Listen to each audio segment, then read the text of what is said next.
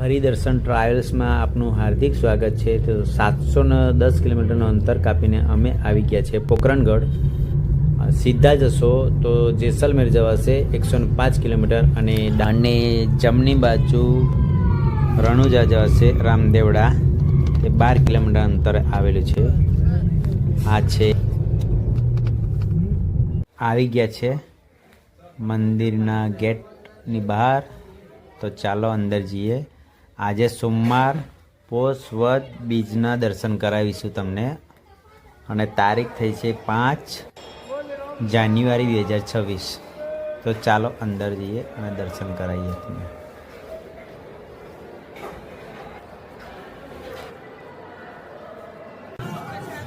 આ છે રામદેવ પીરની સમાધિ। તો ચાલો દર્શન કરી લેજો। જય બાવેરી રામાપીર।